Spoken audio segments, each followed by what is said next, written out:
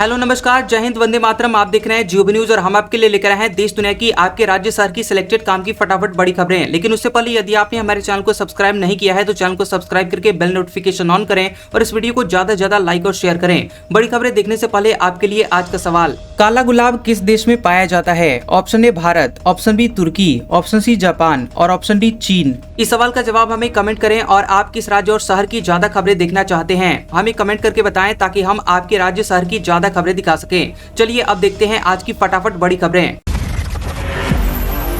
PM Modi बोले, कुछ नेता हमारे पर्व परंपरा को गाली देते हैं। कहा, मैंने पर्ची निकाली, धीरेन्द्र शास्त्री की मां के मन में इनके ब्याह की बात चल रही है। बता दें कि प्रधानमंत्री नरेंद्र मोदी ने बागेश्वर धाम में कहा कि नेताओं का एक दल ऐसा है जो धर्म का मखौल उड़ाता है। ये हमारे पर्व और परंपराओं को गाली देते रहते हैं। हिंदू आस्था से नफरत करने वाले ये लोग सदियों से किसी न किसी भेष में रह रहे हैं। ये हमारी मान्यताओं, संस्कृति और मंदिरों पर हमला करते हैं। विदेशी ताकतें भी इन लोगों का साथ देती हैं। प्रधानमंत्री मोदी ने मध्य प्रदेश के छतरपुर जिले के बागेश्वर धाम में Balaji cancer institute and research centre का डिजिटल शिलान्यास किया। इससे पहले धीरेन्द्र शास्त्री ने पीएम मोदी को बालाजी का विग्रह भेंट किया। उन्होंने सनातन धर्म पर लिखी किताब और स्मृति चिन्ह भी भेंट किया। पीएम मोदी ने बागेश्वर धाम में बालाजी के दर्शन भी किए। दिल्ली विधानसभा में आतिशी विपक्ष की नेता होंगी। आम आदमी पार्टी विधायक दल ने पूर्व सीएम को चुना। सोमवार से असेंबली का पहला सेशन। बता दें कि पूर्व मुख्यमंत्री और बालाजी से विधायक आतिशी विधानसभा में विपक्ष की नेता होंगी। आम आदमी पार्टी की विधायक दल की बैठक में उन्हें नेता चुना गया है। बैठक में अरविंद केजरीवाल के अलावा पार्टी के सभी 22 विधायक मौजूद थे। ये पहली बार है जब दिल्ली विधानसभा में कोई महिला विपक्ष की नेता बनी है। विधायक दल का नेता चुने जाने के बाद आतिशी ने प्रेस कॉन्फ्रेंस की। उन्होंने कहा कि विपक्ष के नाते आम आदमी पार्टी भाजपा सरकार से सारे वादे पूरे करवाएगी। प्रधानमंत्री द्वारा महिलाओं को 25 रुपए देने का वादा पूरा करवाना हमारी प्राथमिकता होगी। वहीं केजरीवाल ने आतिशी को विपक्ष का नेता चुने जाने पर बधाई दी है। तेलंगाना टनल हादसा, 8 मजदूरों का रेस्क्यू ऑपरेशन जारी। एनडीआरएफ बोला, अंदर आवाज लगाई, रिस्पांस नहीं मिला। पानी कीचड़ निकालने के लिए हैवी पंप मंगवाया गया। तेलंगाना के नार कुर्नूल जिले में निर्माणाधीन Shri slam left bank canal यानी SLBC टनल का एक हिस्सा 22 फरवरी को ढह गया। इस दौरान 8 कर्मचारी वहां फंस गए। एनडीआरएफ STRF रेस्क्यू ऑपरेशन चला रहा है। STRF के अधिकारी के मुताबिक सुरंग के अंदर जाने का कोई रास्ता नहीं है। घुटनों तक कीचड़ है। सुरंग के अंदर ऑक्सीजन भेजी जा रही है। पानी निकालने के लिए 100 हॉर्स पावर का पंप मंगवाया गया है। वहीं रेस्क्यू के लिए एनडीआरएफ के 145 और STRF के 120 जवान तैनात हैं। सेना की एक इंजीनियर रेजिमेंट जो सिकंदराबाद में इन्फेंट्री डिवीजन का हिस्सा है उसे भी स्टैंड बाय पर रखा गया है। बता दें कि यह हादसा 22 फरवरी की सुबह करीब 8:30 बजे हुआ था। टनल के एंट्री पॉइंट से 14 किलोमीटर अंदर टनल की छत का करीब 3 मीटर हिस्सा ढह गया था और इस दौरान टनल के अंदर करीब 60 लोग काम कर रहे थे। 52 लोग किसी तरह अपनी जान बचाकर वहां से निकल आए, लेकिन टनल बोरिंग मशीन TBM चला रहे 8 वहीं पर फंस गए और इनमें 2 इंजीनियर, 2 मशीन ऑपरेटर और 4 मजदूर हैं। रेस्क्यू ऑपरेशन चलाया जा रहा है। तमिलनाडु में रेलवे स्टेशन का हिंदी नाम मिटाया गया। सीएम स्टालिन बोले, केंद्र 10,000 करोड़ रुपए दे तब भी न्यू एजुकेशन पॉलिसी लागू नहीं करेंगे। केंद्र सरकार और तमिलनाडु सरकार के बीच ट्राई लैंग्वेज विवाद जारी है। बता दें कि रविवार को कोयम्बटूर के पोलाची रेलवे स्टेशन के बोर्ड पर स्टेशन के हिंदी नाम को DMK के कार्यकर्ताओं ने काले रंग से मिटा दिया और इससे पहले सीएम MK स्टालिन ने केंद्र सरकार की आलोचना की थी। उन्होंने तमिलनाडु अभिभावक शिक्षक संघ के कार्यक्रम में कहा कि न्यू एजुकेशन पॉलिसी पर साइन करने के लिए केंद्र सरकार 2,000 या 10,000 करोड़ रुपए ही क्यों न दे दे, मैं साइन नहीं करूंगा। उन्होंने कहा था कि अगर राज्य ने 2,000 करोड़ रुपए के लिए अपने अधिकार छोड़ दिए तो तमिल समाज 2,000 साल पीछे चला जाएगा। मुथुवेल करुणानिधि स्टालिन कभी ऐसा पाप नहीं करेगा। स्टालिन ने कहा कि द्रविड़ आंदोलन 85 साल से तमिल की रक्षा के लिए लड़ रहा है और पिछले 75 सालों में भारत में 52 भाषाएं खत्म हो गई। अकेले हिंदी पट्टी में 25 भाषाएं विलुप्त हो गई। जिन राज्यों ने हिंदी के वर्चस्व के कारण अपनी मूल भाषाएं खो दी है, उन्हें अब सच्चाई का एहसास हो रहा है। पुणे में कर्नाटक की बस पर लिखा जय महाराष्ट्र। कंडक्टर ड्राइवर से मारपीट विवाद के चलते महाराष्ट्र कर्नाटक के बीच बस सर्विस हुई बंद। बता दें कि महाराष्ट्र के पुणे में रविवार को कर्नाटक रोड ट्रांसपोर्ट कॉर्पोरेशन यानी KRTC की बसों पर जय महाराष्ट्र और जय मराठी के नारे लिखे गए। इस घटना के बाद दोनों राज्यों के बीच बस सेवाएं रोक दी गई हैं। बताया जा रहा है कि ये फैसला Maharashtra state road transport corporation और कर्नाटक रोड ट्रांसपोर्ट कॉर्पोरेशन ने मिलकर लिया है। दरअसल दोनों राज्यों के बीच रोड कॉर्पोरेशन के बस कंडक्टर और ड्राइवर पर हमले के बाद से स्थिति बिगड़ गई है। 21 फरवरी को महाराष्ट्र CM से लगने वाले यहां कर्नाटक के बेलगावी में KRTC के बस कंडक्टर महादेव हुक्केरी से मराठी नहीं बोलने पर मारपीट हो गई थी और इसके अगले दिन 22 फरवरी को MSRTC के बस ड्राइवर भास्कर जाधव पर हमला हुआ था। बस कंडक्टर महादेव हुक्केरी ने बताया था कि मैं जब बस में टिकट काट रहा था तभी बस में एक महिला और एक पुरुष बैठे थे। पुरुष के साथ बैठी महिला ने फ्री वाली 2 टिकट मांगी। मैंने उसे एक दे दिया और पूछा कि आप दूसरी टिकट किसके लिए चाहती हैं। इस पर महिला ने अपने साथ बैठे पुरुष की ओर इशारा किया। मैंने महिला को बताया कि कर्नाटक में पुरुषों के लिए मुफ्त सफर की सुविधा नहीं है। महिला ने मुझसे मराठी में बात करने को कहा। मैंने कहा कि मुझे मराठी नहीं आती है। मैंने उनसे कन्नड़ में बात करने को कहा। इतने पर ही बस में सवार 6-7 और लोगों ने हमला कर दिया और बस के रुकते ही वहां लगभग 50 लोग और पहुंच गए और उन लोगों ने भी मेरे साथ मारपीट की। महाकुंभ में नाव वाले 20 गुना किराया वसूल रहे हैं। बाइकर्स 2 किलोमीटर के 500 ले रहे हैं। 84 गाड़ी सीज। संगम की ओर जाने वाले रास्ते फुल। खबर है कि महाकुंभ का 42वां दिन है और मेला खत्म होने में बस अब कुछ दिन बचे हुए हैं। आखिरी वीकेंड पर श्रद्धालुओं की भीड़ बढ़ गई है। ऑटो, ई-रिक्शा, बाइक वालों के साथ नाव वाले भी मनमाना पैसा वसूल रहे हैं। दरअसल रिपोर्टर ने मौजगिरी घाट से संगम तक नाव बुक करने की बात कही तो नाविक ने 20,000 रुपए मांगे। सामान्य दिनों में नाव बुक करने के लिए 1,000 रुपए लेने वाले नाविक आज 20 गुना किराया वसूल रहे हैं। वहीं सिविल लाइंस रेलवे स्टेशन के पास बाइकर्स गैंग है और ये यात्रियों को मेला तक पहुंचाने के लिए महज 2 किलोमीटर के 500 रुपए वसूल रहे हैं और इनके खिलाफ पुलिस ने अभियान चलाया। पुलिस ने 84 बाइकें सीज की है। वहीं स्टेशन से संगम की ओर जाने वाले रास्तों पर पैदल चलना भी मुश्किल है। भीड़ इतनी है कि पैर रखने की जगह नहीं है। शाम 6 बजे तक 1.18 करोड़ श्रद्धालुओं ने स्नान किया। 13 जनवरी से अब तक 61.61 करोड़ श्रद्धालु स्नान कर चुके हैं। SBI ने एक्सिस सिक्योरिटीज पर 10 लाख रुपए का जुर्माना लगाया। 45 दिन के अंदर जुर्माना भरने का आदेश। स्टॉक ब्रोकर रूल्स और रेगुलेटरी नॉर्म्स का उल्लंघन किया था। खबर है कि security exchange board of India यानी सेबी ने एक्सिस सिक्योरिटीज लिमिटेड पर 10 लाख रुपए का जुर्माना लगाया है। एक्सिस सिक्योरिटीज पर यह जुर्माना स्टॉक ब्रोकर रूल्स के साथ साथ अन्य रेगुलेटरी नॉर्म्स का उल्लंघन करने के लिए लगाया गया है। कैपिटल मार्केट रेगुलेटर सेबी ने 82 पेज के एक आदेश में कहा कि ब्रोकरेज फर्म एक्सिस सिक्योरिटीज को 45 दिनों के अंदर जुर्माना भरना होगा। सेबी ने कहा है कि एक्सिस सिक्योरिटीज कई एरियाज में रेगुलेटरी नियमों का पालन करने में विफल रही है।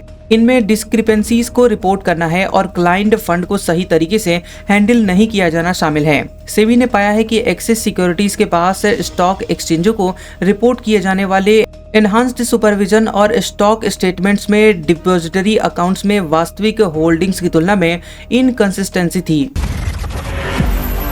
पंजाब में IPS तबादलों पर केंद्रीय मंत्री बिट्टू बोले, दिल्ली चुनाव में पैसा नहीं पहुंचाने वालों के हुए तबादले, अब DC की बारी। बता देंगे दिल्ली में सत्ता गंवाने के बाद यहां पंजाब में आम आदमी पार्टी द्वारा 21 IPS अधिकारियों के तबादले किए जाने को लेकर केंद्रीय राज्य मंत्री रवनीत सिंह बिट्टू ने आम आदमी पार्टी पर आरोप लगाए हैं। केंद्रीय मंत्री रवनीत बिट्टू ने आरोप लगाया कि दिल्ली चुनाव में जो अधिकारी पैसा नहीं पहुँचा पाए उन्हें ही तबादले किए गए हैं। और बता दें कि बीते शुक्रवार को दोपहर ADG, IG, DIG समेत 21 IPS अधिकारियों के तबादले किए गए थे, जिसमें जालंधर सिटी पुलिस कमिश्नर और 9 जिलों के SSP भी शामिल थे। केंद्रीय मंत्री रवनीत बिट्टू ने आरोप लगाया कि दिल्ली में जिस कपूरथला हाउस को पैसे इकट्ठा करने का अड्डा बनाया गया था, जहां से इलेक्शन कमीशन ने पैसे पकड़े थे, वहां गेट पर एक रजिस्टर लगा हुआ था जिसमें पंजाब के अधिकारियों के नाम भी शामिल थे। जो अधिकारी उस रजिस्टर के हिसाब से पैसे नहीं दे पाए, उसका तबादला कर दिया गया। ऐसा सिर्फ इसलिए हुआ क्योंकि उक्त अधिकारियों ने सरकार के मन के मुताबिक पैसा नहीं दिया।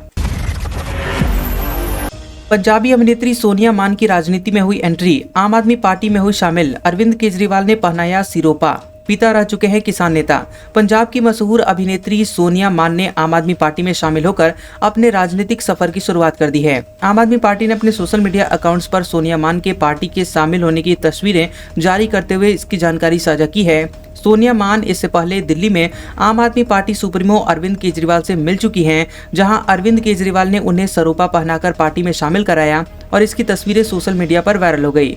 माना जा रहा है कि सोनिया मान के शामिल होने से पंजाब में आम आदमी पार्टी को गति मिलेगी, खास करके युवाओं के बीच उनकी लोकप्रियता पार्टी के लिए फायदेमंद साबित हो सकती है। बता दें कि 38 वर्षीय सोनिया मान एक प्रमुख किसान नेता और कार्यकर्ता बलदेव सिंह मान की बेटी है। वह कीर्ति किसान यूनियन के नेता थे और हिरावल दस्ता पत्रिका के संपादक के रूप में काम करते थे।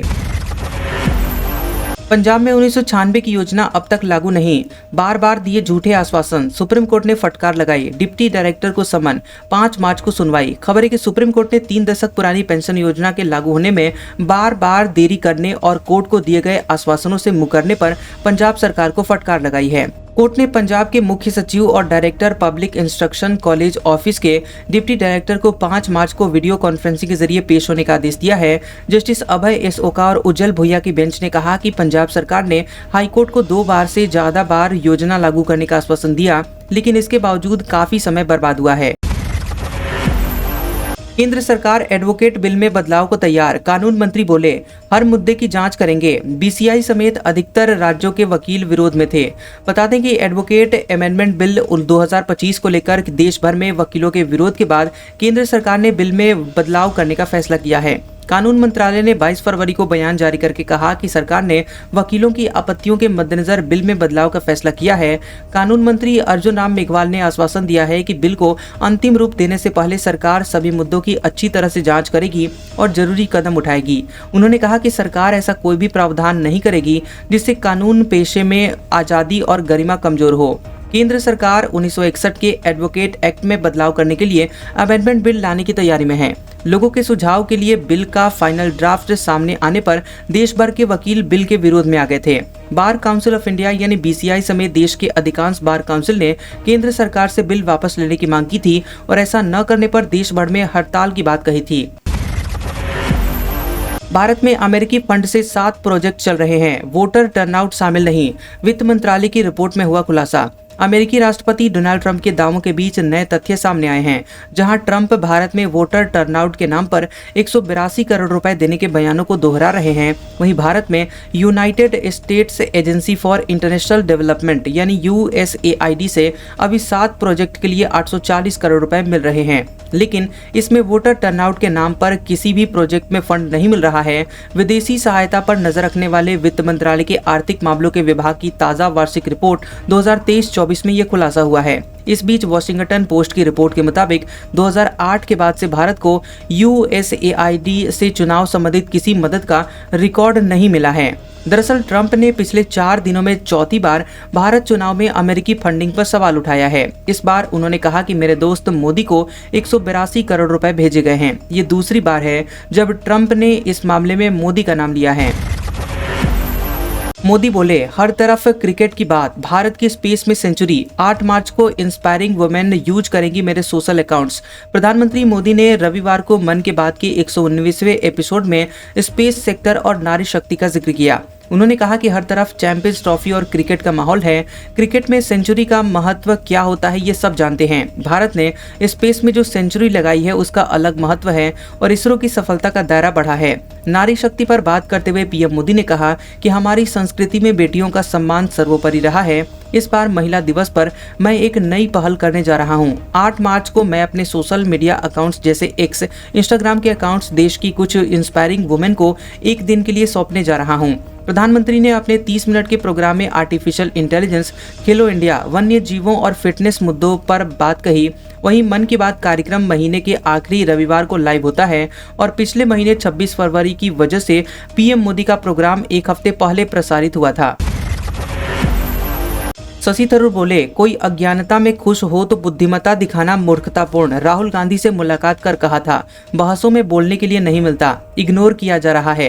केरल में पिनराई विजयन के नेतृत्व वाली सरकार की नीतियों की तारीफ करने के बाद कांग्रेस नेता शशि थरूर और पार्टी के बीच अनबन बढ़ गई है। इस बीच थरूर ने सोशल मीडिया अकाउंट एक्स पर एक पोस्ट करते हुए लिखा कि बुद्धिमान होना कभी कभी मूर्खता कहलाती है। थरूर ने अंग्रेजी कवि थॉमस ग्रे की कविता out on a distant prospect of Eton college का एक कोट शेयर किया था, जिसमें लिखा था, जहां लोगों को अज्ञानता में खुशी मिलती है वहां बुद्धिमानी दिखाना मूर्खता है। बता दें कि शशि थरूर ने 18 फरवरी को दिल्ली में राहुल गांधी से मुलाकात की थी और इस दौरान उन्होंने पार्टी में किनारे किए जाने पर गहरी नाराजगी जताई थी। उन्होंने कहा कि मुझे संसद में महत्वपूर्ण बहसों में बोलने का मौका नहीं मिलता, पार्टी में मुझे इग्नोर किया जा रहा है। ट्रंप बोले, हम यूक्रेन से अपना पैसा वापस लेंगे। रूस के खिलाफ जंग में जितनी मदद की उसके बदले दुर्लभ खनिज और तेल मिले। रूस यूक्रेन युद्ध के 3 साल पूरे होने से 2 दिन पहले अमेरिकी राष्ट्रपति डोनाल्ड ट्रंप ने यूक्रेन को युद्ध के लिए दिया गया पैसा वापस मांगा है। ट्रंप ने कहा कि मैं सिर्फ पैसा या उसके बदले कुछ सिक्योरिटी पाने की कोशिश कर रहा हूं। उन्होंने कहा कि मैं चाहता हूं कि हमारे पैसों की मदद के बदले वे लोग हमें कुछ दें। हम रेयर अर्थ मिनरल और तेल मांग रहे हैं, इसमें से जो भी वो दे सके वो दें। ट्रंप ने कहा कि हम अपना पैसा वापस लेकर रहेंगे। मुझे लगता है कि हम कोई डील करने के बेहद करीब हैं। हमें जल्द से जल्द इस डील को फाइनल करना होगा क्योंकि ये बहुत ही खराब स्थिति रही है। इस डील के तहत अमेरिका ने यूक्रेन से ग्रेफाइट, लिथियम और यूरेनियम समेत सारे खनिज भंडारों में 50% की हिस्सेदारी मांग रखी है। बता दें कि ट्रंप की इस मांग को यूक्रेनी राष्ट्रपति व्लादिमीर ज़ेलेंस्की कई बार ठुकरा चुके हैं। मेलोनी ने दुनिया के लेफ्ट लीडर्स को पाखंडी बताया। इटली पीएम बोली, ये मोदी, ट्रंप और मुझ पर कीचड़ उछालते हैं, पर जनता हमें चुनती है। इटली की पीएम जॉर्जिया मेलोनी ने पूरी दुनिया के लेफ्टिस्ट लीडर्स को पाखंडी बताया। उन्होंने कहा कि दुनिया भर में मोदी, ट्रंप और मेरे जैसे दक्षिणपंथी नेताओं के उभरने से सारे लेफ्टिस्ट नेता परेशान हो गए हैं। मेलोनी ने कहा कि जब 90 के दशक में बिल क्लिंटन और टोनी ब्लेजर ने ग्लोबल लेफ्टिस्ट नेटवर्क बनाया था तब उन्हें बहुत बड़ा नेता कहा गया, लेकिन जब आज ट्रंप, मेलोनी, मिलेई और यहाँ तक कि मोदी बात करते हैं तो वे इसे लोकतंत्र को खतरा बताते हैं। मेलोनी ने कहा कि ये लेफ्ट का डबल स्टैंडर्ड है और हमें इसकी आदत पड़ गई है। अच्छी बात यह है कि अब लोगों को भी इनके झूठ पर भरोसा नहीं रहा। वो हम पर कितना भी कीचड़ उछाले, लोग हमें वोट देते रहते हैं। पाकिस्तान के कराची में विश्वविद्यालय ने हिंदू छात्रों को होली मनाने के लिए जारी किया नोटिस। खबर है कि पाकिस्तान के कराची स्थित दाऊद इंजीनियरिंग एंड टेक्नोलॉजी विश्वविद्यालय को परिसर में होली का त्योहार मनाने वाले हिंदू छात्रों को कारण बताओ नोटिस जारी करने के बाद आलोचनाओं का सामना करना पड़ रहा है। विश्वविद्यालय प्रशासन का आरोप है कि इन छात्रों ने समारोह में राज्य विरोधी नारे लगाए थे। इस मामले में हिंदू छात्रों के खिलाफ कई एफआईआर भी दर्ज की गई है और इस घटना ने अब सोशल मीडिया प्लेटफॉर्मों पर देशव्यापी बहस भी छेड़ दी है। पाकिस्तान नेशनल असेंबली के पूर्व सदस्य लाल मालही ने विश्वविद्यालय की कार्रवाई की खुले तौर पर आलोचना की। उन्होंने सोशल मीडिया पर सवाल उठाया कि क्या पाकिस्तान में होली मनाना भी अपराध हो गया है? क्या विश्वविद्यालय में होली मनाना राज्य के विरुद्ध कृत्य माना जाएगा? उनके बयान ने कई लोगों को प्रभावित किया, जिसमें पाकिस्तान में धार्मिक अल्पसंख्यकों के खिलाफ असहिष्णुता और भेदभाव के व्यापक मुद्दे को उजागर किया गया है। आज का सुविचार, किसी से ईर्ष्या नहीं करनी चाहिए क्योंकि ईर्ष्या सबसे पहले उसी के गुणों को नष्ट करती है जिसके मन में ये उत्पन्न होती है। कैसा लगा ये वीडियो हमें कमेंट सेक्शन में जरूर बताएं। वीडियो पसंद आया हो तो वीडियो को लाइक और शेयर करें और ऐसी इंटरेस्टिंग वीडियोस देखने के लिए हमारे चैनल जियोबी न्यूज को सब्सक्राइब करें और बेल आइकॉन को दबाएं। और हमारे ओल्ड और लेटेस्ट वीडियोस देखने के लिए हमारे प्लेलिस्ट और कम्युनिटी टैब को जरूर चेक करें। तो मिलते हैं अगले वीडियो में, तब तक के लिए आपका शुक्रिया।